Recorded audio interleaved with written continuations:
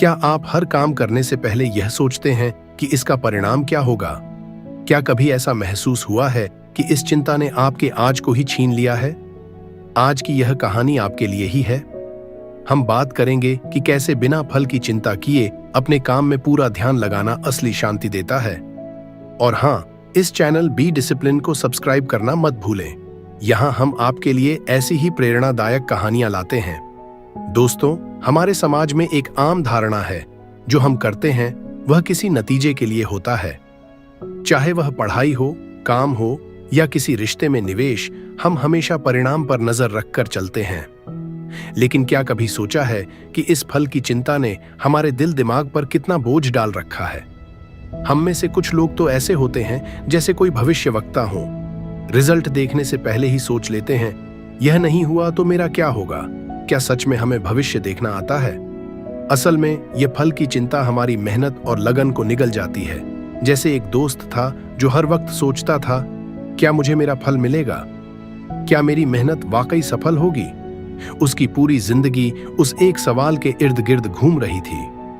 एक दिन हमारे इस दोस्त की मुलाकात एक ज्ञानी गुरुजी से हुई।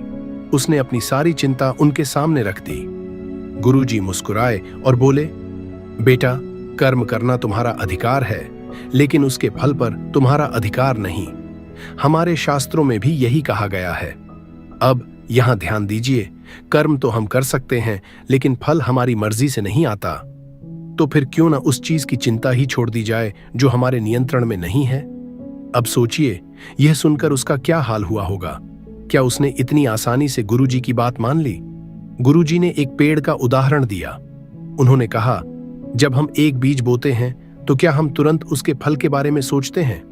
नहीं, हम उसे पानी देते हैं, देखभाल करते हैं और समय आने पर वह फल देता है। यह सुनकर वह सोच में पड़ गया। सच में, अगर हम पेड़ को हर रोज देखेंगे और सोचेंगे कि फल कब आएगा, तो यह एक तनाव बन जाएगा। हमें यह समझना होगा कि कर्म के साथ जुड़ी यह फल की चिंता केवल मानसिक बोझ बढ़ाती है। गुरुजी ने फिर कहा, कर्म करना ही सच्चा आनंद है। अगर हम फल की चिंता छोड़ दें तो हम अपनी पूरी ताकत कर्म में लगा सकते हैं। यही नहीं, जब हम भविष्य में सोचते रहते हैं तो हम अपने वर्तमान को खो देते हैं।